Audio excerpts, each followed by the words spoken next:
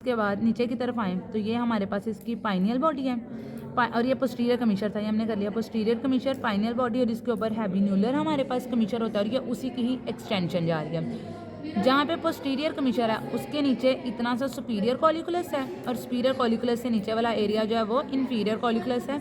यही आगे की तरफ आगे जाओगे तो ये हमारे पास सेरिबेलम के अंदर वाइट वाले क्या बना रहे होते हैं, आर्बर विटाई बना रहे होते हैं। कैविटीज़ की बात कर लेते हैं तो ये हमारे पास जो सारी की सारी कैविटी है ये हमारे पास लेटरल वेंट्रिकल आ जाता है और ये वैसे कैविटीज़ पे तो मार्किंग नहीं ना हुई होगी, लेकिन इन केस अगर मैम पूछ भी लेती हैं तो पाइनियल बॉडी के आगे वाली जो दोनों थैलेमस के दरमियान में ये सारी थर्ड वेंट्रिकल, ये जो वाइट वाला है ये हमारे पास इंटरथैलेमिक एडहेजन है। ये वाइट के इर्द गिर्द वाला सारा एरिया थैलेमस और ये वाला सारे का सारा हाइपोथैलेमस।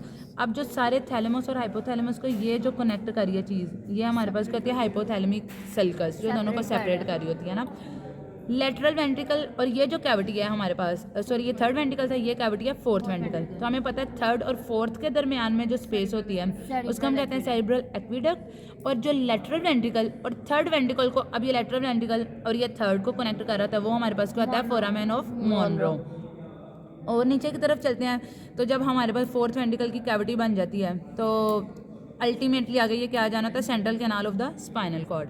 सेरिबेलम भी हो गया, उसके आर्बर विटाई भी हो गए और ये दो यहाँ पे फोरामेन्स हो रहे हैं। एक ये जो साइड पे लेटरली होता है ना ये हमारे पास फोरामेन ऑफ लुश्का है और ये जो फोरामेन है ये हमारे पास फोरामेन ऑफ मेजेंडी है। तो ये दो फोरामेन्स यहाँ पे हो गए और ये सारे के सारी जो नज़र आ रही है ना, हाँ ये रह गया कि हमारे पास ये चीज़, ये टेंटोरियम सेरिबेलाई है। सब एरेक्नोइड स्पीसीज, इनको भी हम नाम देते हैं। ब्रेन के मॉडल की हम जब बात करते हैं तो जो ग्रे वाले हमारे पास सबसे पहले लाइनिंग है ये आ जाएगी डूरा मैटर की, आ जाएगी ये वाली, और उसके बाद जो पिंक वाली है ये हमारे पास एरेक्नोइड आ जाएगी। उसके बाद हमें पता है जो पर्पलिश है ये सब एरेक्नोइड स्पेस आएगी और उसके बाद रेड वाली जो लाइनिंग है ये सारी की सारी हमारे पास पाया मैटर आ जाएगी।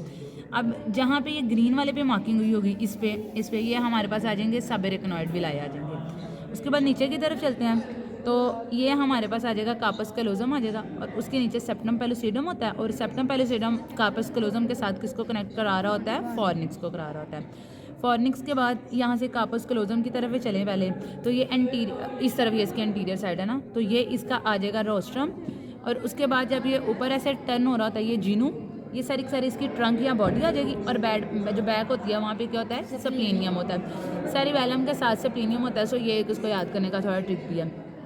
जहाँ पे हमारे पास ख़त्म हो रहा होता है और ये फॉर्निक्स भी एक्सटेंड हो रहा है, ये एंटीरियर कमीशर है और एंटीरियर कमीशर के एग्जैक्टली ऑपोजिट देखा जाए ऐसे करके तो ये हमारे पास क्या आता है, पोस्टीरियर कमीशर। एंटीरियर कमीशर से नीचे की तरफ आओगे तो सल्कस और लैमिना हमारे पास होता है, लैमिना टर्मिनालिस या सल्कस टर्मिनालिस होता है और उसके बाद ये हमारे पास ऑप्टिक क्याज्मा है। ऑप्टिक क्याज्मा के नीचे जो हमारे पास एक स्टॉक सी होती है ये इनफंडिबुलम होता है और इनफंडिबुलम के साथ हमें पता है क्या अटैच हुआ होता है, पिट्यूटरी ग्लैंड।